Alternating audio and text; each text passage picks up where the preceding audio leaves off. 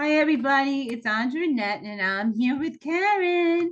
And we're here to talk to you today about Maslow's hierarchy of needs. And just real quick, there's different levels, and the top is like self-actualization. When you look back on your life and you're proud of what you've done, and you're sitting in your rocking chair as an old lady and saying, "Okay, I accomplished this and I accomplished that." But at the lower end of the spectrum is basic needs. So Karen and I wanted to share with you our experience because we feel that a lot of people just aren't having those basic needs met, and we want to talk to you a little bit more about that. So welcome, Karen. Hey, Hi, Karen. Andra. Thank you for having me again. I'm so excited. I look forward to having our kitchen talks. I look Well, this forward this is our to kitchen talk, so I'm not having you. We're doing this together. Oh Okay. yeah. So I love you, girl, and I think that you're such an attribute in the nursing, Oh, and in your career, and just as a person, you bring so much life and love and light out there that I really think that your opinion is instrumental in what we're trying to do here. We really want to help people have better health in their life. And you and I both know that the body and mind is connected. And yeah. I've been noticing this real disconnect between minds and body because their mind just isn't in that health space. They believe that it has to be harder and it has to be, and it's not, you know. Right. So Right. they don't understand that we can really heal ourselves just by Right. really doing for ourselves. So Right. And listening to your body, and making sure that you do have access to those basic needs, right? So in Maslow's basic needs, the foundation of the pyramid, because it shows a pyramid, the foundation is food, shelter, air, and basically the basic comfort of being a human being, of being a person. So everyone should have food, everyone should have some sort of shelter. And when you don't have that, it does affect you mentally, right? I know Andrea and I was talking a little earlier about how sometimes you may be feeling down, you may be feeling depressed, and you just don't know why. And when you sit down and think about it, it could have been the foods that you've been eating or the lack of foods that you couldn't get, or the lack of financial stability. And it starts to affect your mind and affects your body. You start to feel down, and it makes total sense. It makes total sense because I do remember. I mean, just being a new adult, right? Graduating from college and being out there looking for a job and trying to get financially stable. It was a struggle. So sometimes it was hard to get up out of bed to even look for that job because you're just like, you already don't have. So you're pushing to have, and it starts to affect your ability to even function physically. oh, You absolutely, know? Karen. Yeah. So you do need to think about that as a person. So you're not walking around wondering why you're feeling down. And you know that there's a season for everything. So right now you may not have, or you'll find we can give you different avenues to go to meet those needs, so you can start your journey to feeling better.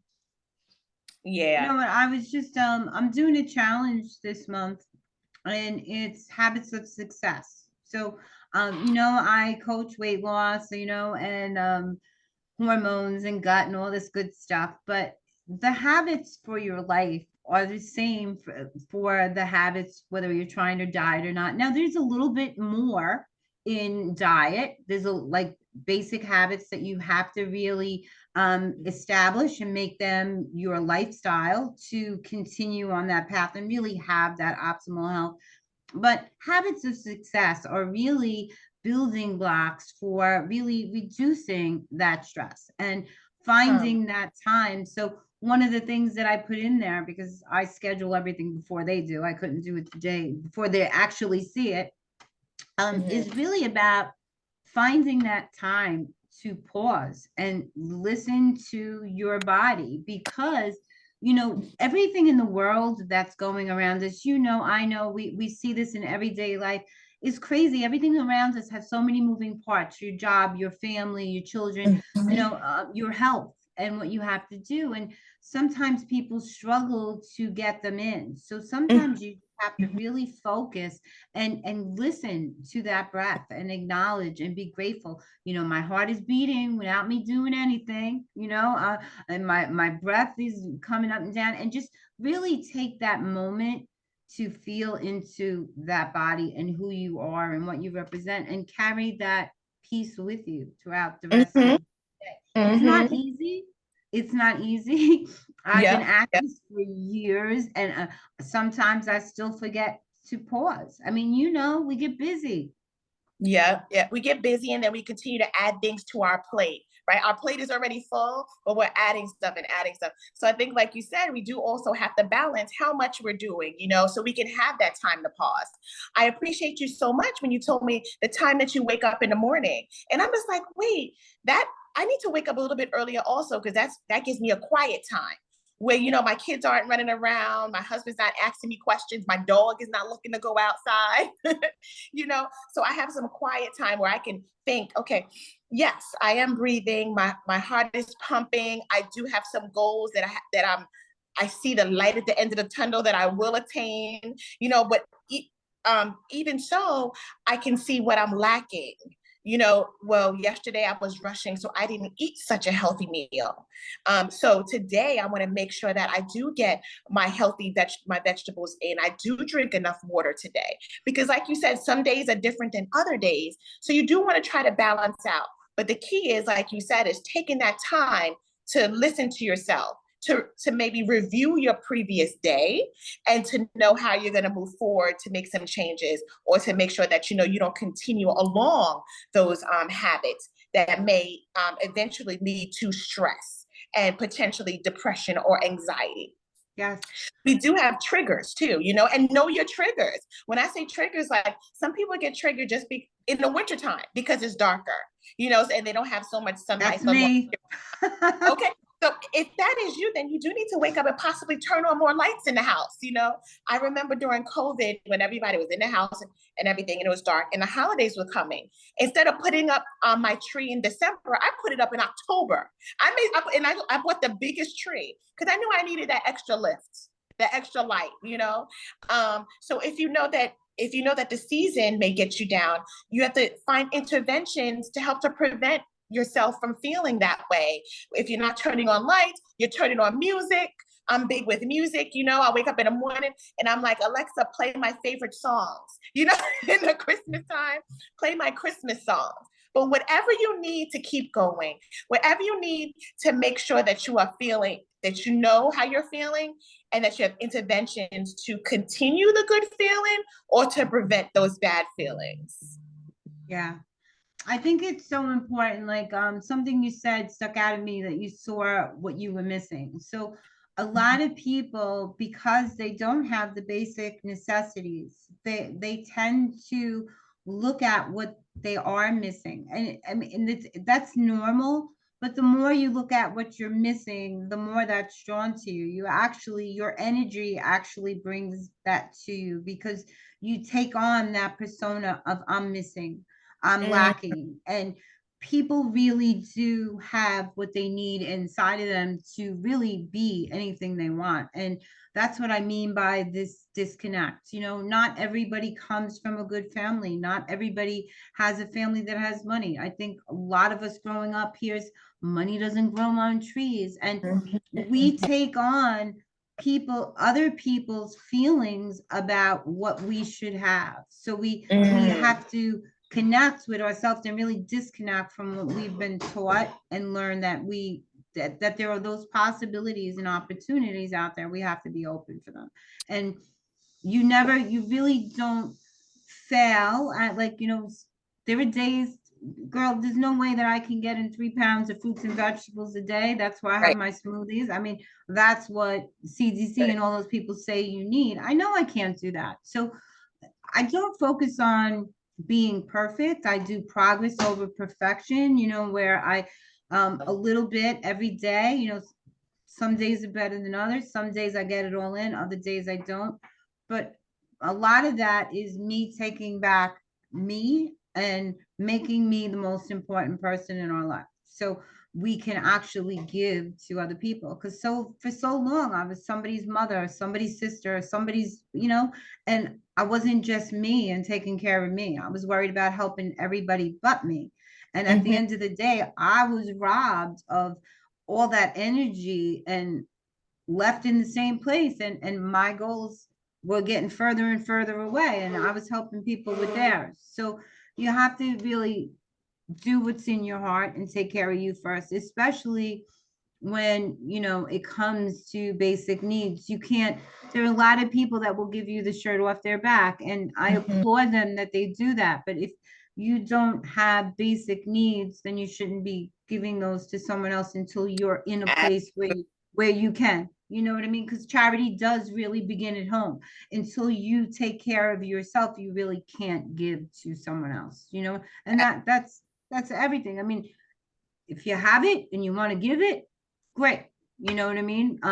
If I have a pie and you need half, that's fine. You can have half of that pie, but you need to get your piece too. So you need to self-care, they tell you, is not selfish, but you have to be a little selfish, Mhm. because people will drain and take and take and take and take. Right, So right. you And you have to can't pour learn to from an say no. right, you, right. you Yeah, know that can't pour from an empty cup. And I think something that you said is really key is um, you feel like you don't have, and we do have. And that is so true, Andra. I think a lot of times in social media, we're watching people with these big flamboyant lives because that's what they're posting. You're posting on Facebook, you're posting on Instagram, on WhatsApp, that you're at this country, you're traveling, you have this money, you have that money. And it makes people feel like they're inadequate because other people are doing it that are within their age range or their peers, and they don't. So I think a lot of times we do need to cut ourselves off from social media because it's not exactly true, for one, because everyone doesn't post the truth, and everyone doesn't even post the buildup, the work they did to get to where they're at. So you're just watching the end result, or they're posting the end result, and you're feeling like, why don't I have that? And that might put you in a space of feeling down, or feeling like I said before, you're inadequate, when in actuality you are growing. You are at your place at your time. And when you put certain steps in place to grow, to be who you want to be, to reach that self-actualization, that you may get to where that person you're watching, you're admiring is, or further, or that person who you're admiring is not even what you really want to be. So I think, like you said, we do need to see ourselves as adequate. We have what we need, and then put the steps in place to get to where we want to go, to how we want to grow, to be that better person, or that different person, that more mature person. and what you said is really key too, that you really you have to surround yourself with those people. You said you can't be with people that don't, because you really can't. If you're hanging around with people that don't have goals or aspirations from themselves, they can't really enhance yours. So they say that you should surround yourself with the people you'd most likely like to be, Mhm. so I believe in that. Yeah. If they know how to be in a supportive environment, and they can better support you on your goals to attain what you want to be. Right. But you really can't judge your standards by someone else, because even though it may look very glamorous, where we don't know what goes on behind closed doors. So I a lot of people look to money for happiness, Mhm. and maybe because I don't have that money with that all Not that yet. big stuff, Not like yet. like you're saying. I mean, I live comfortable, but I certainly don't live extravagant. But I see people that have much more than I do, and they're not happy.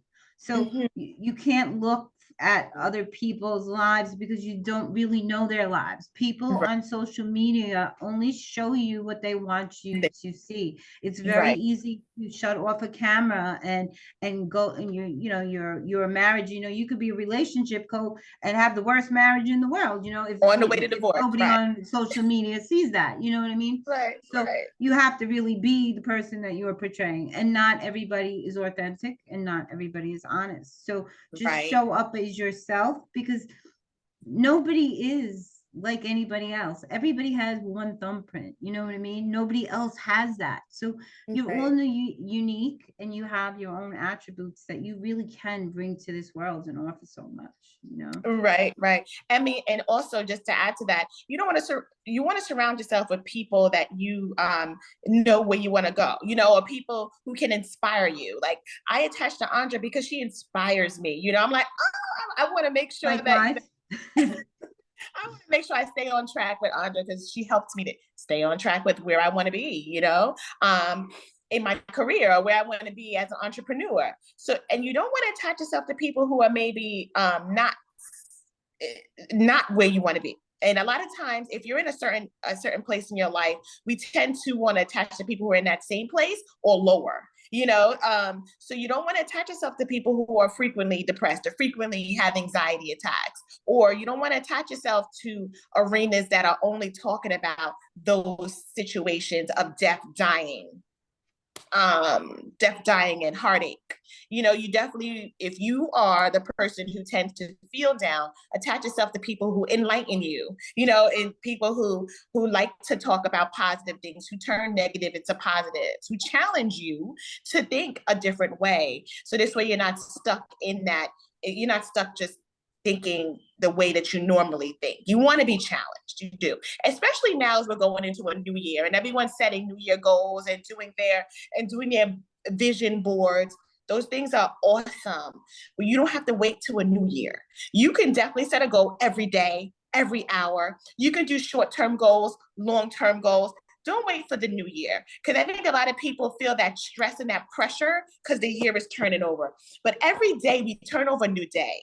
Every day you open your eyes, you have another chance to attain whatever goals you set, to change whatever mindset that you choose to change if it's not the mindset that you originally wanted in your life. So yeah.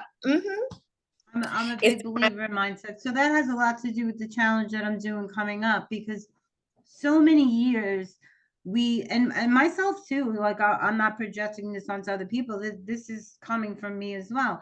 I know that there were so many years that I said, okay, this is my New Year's resolution.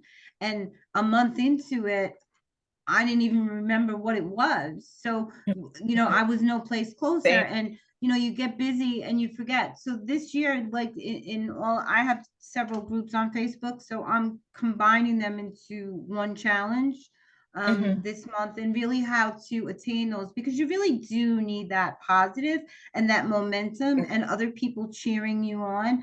And it doesn't matter if Yeah. you're trying to get to a better position at your current job, if you're trying to attain health, there are certain habits that you really have to do. And one of them is journaling. You have to be accountable to yourself. So a lot of people journal.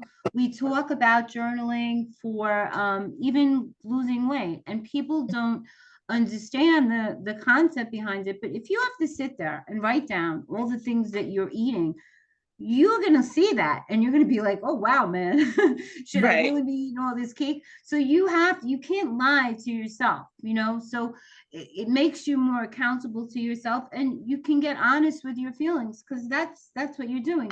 This is what I want to achieve. This is probably what's standing in my way, and this isn't why I'm not getting there.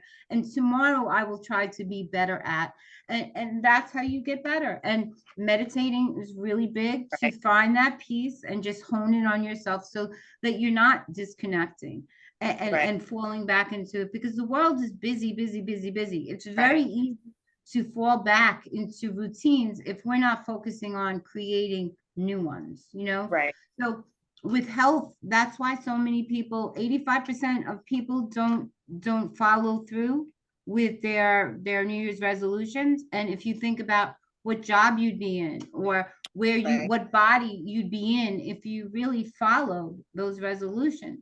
Do you know what I Right. mean? Yep. So you Absolutely. have to Yep. really, you have to stick to it. And it's not easy. It's about creating new habits. Anything that you learn, you and I know, like, because we have to do education and teaching with people, anything you learn, you can unlearn. But it takes 30 days of repeating it, and to make it really a new habit. So, and then it becomes a lifestyle. So there were certain vegetables like I wouldn't eat growing up. I'm sure you had those too. As a kid, I loved French fries. I can't even look at a French fry today. You know, Right. um, I think I was hot dog, tuna, and burgered to death as a child. So because mom worked and we ate what we wanted to eat. We did the cooking. So today I can't tolerate those foods. They just, I make better choices because I've gotten to a place where I understand the difference. And that Right. has a lot to do with what we're talking about with the self-actualization. So Karen was nice enough to pull up Maslow. So I put it on a Canva design. So I'm going to share the screen and just really show you guys what it is. So you have an idea. So this is Maslow. This is someone that we are required to know in nursing school so that we and I think anybody in healthcare really should. This is psychosocial. We learn psychology. We learn a lot of these things because we really have to understand people's behaviors to work with them on a day-to-day basis. So Right. this is Maslow's pyramid, and he talks about the psychological needs. You know that you do need clothing and everything that Karen was saying. Reproduction is even listed on this. And then the second most important is safety, because if you don't have the basic needs, you're not going to feel safe anyway. So the order that they're in is really appropriate. So Yep. self-actualization, like Karen and I were talking about, is really when you want to be the best that you can be and look back at your life and really be somebody that you can be proud of. But you see, Mhm. there are several steps. So a lot of people want to go from getting basic needs to being self-actualized, and it just doesn't happen. And you really do have to take steps. So the safety is really, you really need that personal safety, that love and belonging. So these are based on human need too. I mean, everybody wants to feel loved and belonging and have respect and self-esteem. So Karen, did you want to share your take on what this means to you? Yeah, absolutely. So, yep, just like Andra was saying, and like we talked about previously, the foundation is making sure your physiological needs are met, right? That you have food, you have shelter, and if you don't have that, and you're listening to us now, you can definitely reach out, and we can give you some options where you can get food, and potentially shelter. And I know in New York City, if you dial 311, they give you access to all the food shelters, all the food pantries, the shelters, anything that you may need to meet that physiological need. 311 in New York is the place to go. And anything else, you guys can reach out to Andra and I. So once you have that, you do want to feel safe, right? And make sure that you feel safe. And different things can make us feel unsafe. It could be something from our past, from our childhood, that triggers us to not feel safe. If you was in an abusive situation as a child, just going into a crowded area could make you feel unsafe, Uncomfortable, or yeah. go a certain areas with people, like different people of different cultures, might not make you feel safe if something happened to you in your past. So you do want to know that if that happens, you do want to understand that about yourself, so you don't put yourself in that situation, right, where it will trigger you of not feeling safe or not getting those safety needs met. And like Andra said, love and belonging. As human beings, we all want to feel loved, no matter how you might say. And I know sometimes in New Yorkers, we put on that tough face. You don't need to be loved. Don't hug me. Don't touch me. We all do need to feel loved. And if it doesn't come from your family, you do reach out to friends, or you reach out to sometimes strangers, to feel that love and belonging. No one wants to be the outcast. No one wants to feel like, that no one no one wants them around, and you do want to seek out circles, or relationships that gives you that love and belonging. And again, there's many different areas in New York, or communities where you can talk with people and feel that type of belonging, or join different groups, free groups, where you can feel that belonging, community centers and things like that. You definitely need that as you progress towards your self-actualization.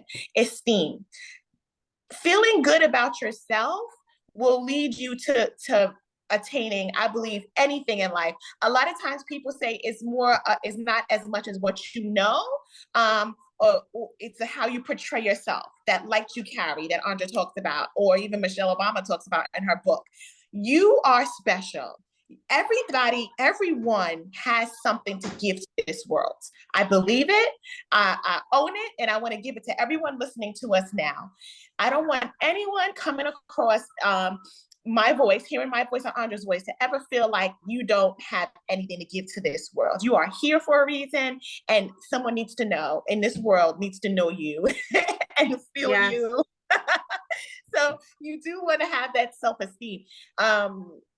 And yeah, you do want to have that self-esteem. And then past that self-esteem is your self-actualization. And with self-actualization, you do need to put steps in place, goals in place, and work towards them, and find people to help you to attain them. And it's not going to happen overnight. Like Andra said, it's like you see on social media. One day someone's not going to be in a shelter, the next day they're not going to be in Ghana, and they're like, or a big superstar. Everyone grows in their career. Everyone grows in life. I think I started out as a nurse 15 years ago. I still haven't made it. I'm in management now, and I'm talking, I do lead teams. I still haven't made it. I'm still looking to people to help me to grow. Like I said, I look to Andra a lot. So self-actualization is not overnight. That's the key here. There are steps to it, like in Maslow's law.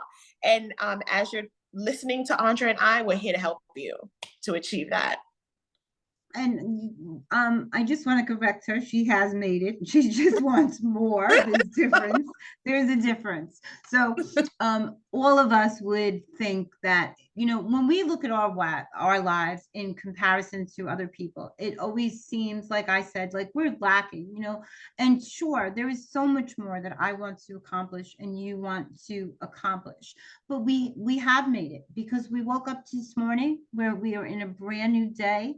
I believe in God, you believe in God. We have a God that loves us. We have a family. We have a roof over our head. We have a lot that a lot of people don't do. So have I made it to the career aspects I want to? That's another story, because in certain areas of my life, I have achieved very much. And in other areas, they're still pending, they're still workable, but it is a work in progress, baby steps will take you anywhere you want to go as long as you keep taking them, so you just really have to focus. It takes, and you have to be okay with asking for help. Karen said, if we can help in some way, to reach out.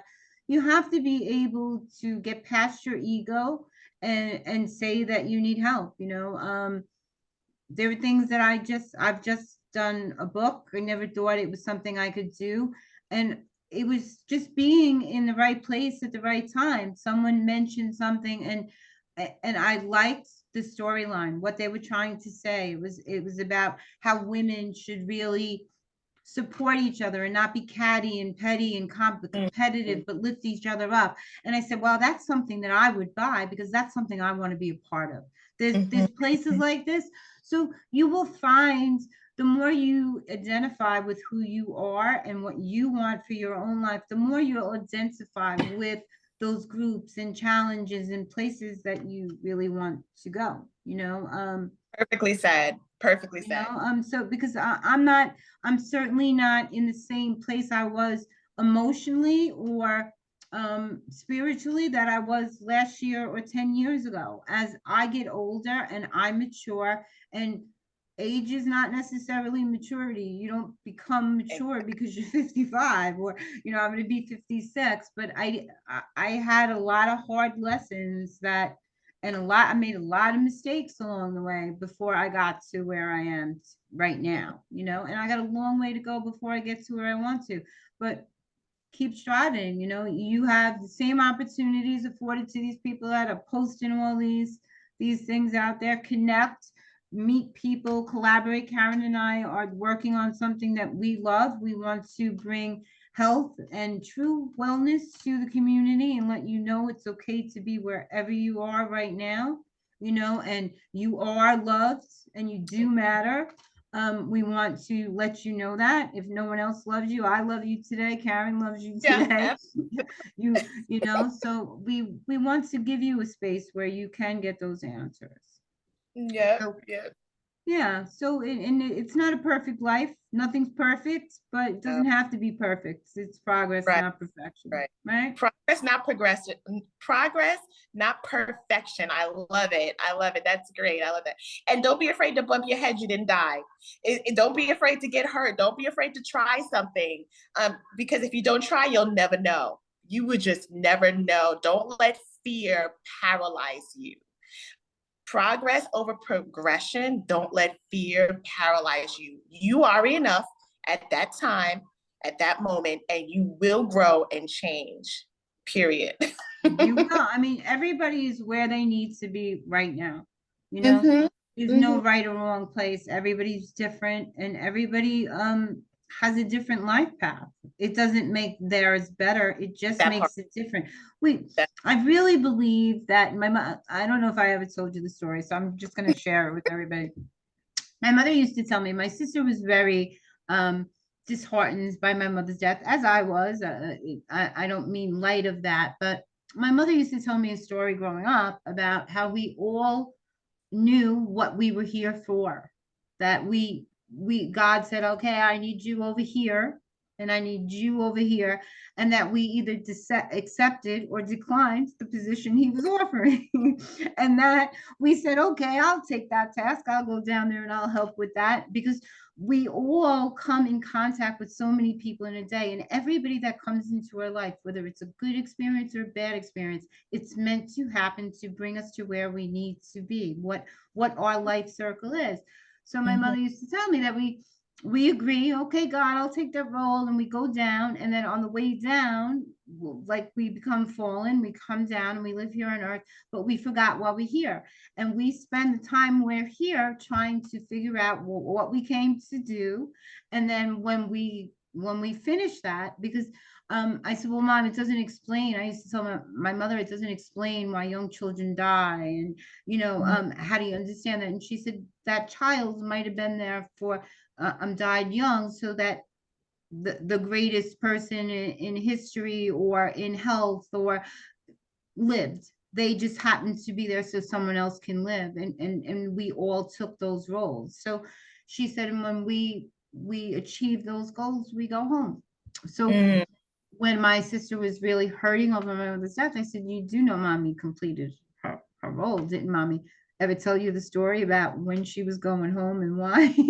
So it does have peace. We are all here. And that gave me comfort when I really needed that I knew that right, my mother was here. She lived for purpose, and she had that purpose completed, and she went home and she was at rest. So right. if you need comfort, it always helps me. No, and I can even piggyback off of that. In my early years of nursing, I worked with the Organ Donor Network. So we had a 12-year-old child that a TV fell off a dresser and hit her on the head. She ended up brain dead. This is in Brooklyn. So I was a part of the team that was, speaking with the parents, getting the child ready for organ donation. So it stood on my heart. I will never forget her face. I will never forget the situation. And this has to be like 14 years ago. So as the child was going to the OR, another child's heart failed, same hospital, heart failure. That child was going to die if they didn't get a heart. So as this child was going into the OR for them to procure her organs, because she did end up giving her heart, her eyes, her liver, another child got to live immediately from this child dying. So although I was helping the parents mourn the loss of their child, one child, another child got to live off of her heart. Another child got to see because of she donated their corneas. And another child got to live because she donated her liver. So all that to say the child died, and it was very disheartening and very sad to lose a child, very sad to lose anyone. But to lose a child, I just feel like that hits a little bit deeper because they're so young. But to But it see that, also takes a special kind of person to donate that and to want to give that life, for that life to have still so much more meaning. right, right. So I was able to immediately see how other children are able to live because of that one death. So all that to say, we are all here for a reason. Like you said, Andra, we all have assignments. We all have assignments. And that child's assignment was to give life to another 3 child. Why? I don't know, because I didn't follow the lives of the children who did receive the organs, but I trust and believe that those children are doing great things right now because of that one unfortunate situation. So everyone has an assignment, and and that helped me to get through seeing that death, is to see the positive that came out of it. And the parents felt such joy to know that that child did help other children to live. And like I said, I'm holding fast to know that those children that received those organs is living an amazing life right now and helping millions of other people. So true. So true. So guys, this is me and Karen. We wanted to come in, and we're going to be coming in pretty regular. We're not going anywhere. Karen and I, before the broadcast, were talking about people online and what it is to come out and really share your experience. And Karen and I have been nurses a really long time, so we know that we can't tell people the good without telling them the bad, Right. and the risks, because we are medical professionals, so we are held accountable. You have a certain ethical responsibility to do no harm. That's the role that we stepped into. So we were talking about other people that we hear out there talking about, magnesium as a molecule, and how everybody's deficient. And I just want to remind people that you are not doctors, and that even though 85% of the population is deficient in magnesium, and yes, it may be a molecule, but it is an electrolyte that closely works with your heart and your muscle contraction and everything else. So please don't ever go out and start taking supplements, no matter whether you think you're deficient or not, or that it won't hurt you, because you really don't know what's going on in your body, and it can potentially hurt you. So I would check with a doctor before I worry about taking a supplement and see if you are deficient, because if you were taking any vitamin that you don't need and you're not deficient in, it's a very expensive way to have your urine smell really bad, because whatever you don't need, you urinate right back out. So make sure you actually need it before you go out and just take anyone's advice. Okay. So and I say that with love. I'm not just disrespecting what they're doing, but if they don't have that medical knowledge, they really should tell people risk versus benefits, and not just the glory good that can happen, because there are both sides of every coin. Right? Definitely. Anything you want to add before we check out today, Karen? Just guys, we do love you, and take care of yourself. Know how you're feeling, touch base with how you're feeling on a daily level, if not more. And just reach out if you need anything. Reach out, and we're here for you. Thank you guys so much for listening. And next time you get upset or things aren't going good in your life, close your eyes and just for a few seconds, try and remember what you're grateful for. It's really hard to stay mad or angry or anxious when you're in gratitude. Right. That's enough from us. Have a great day. Bye, guys.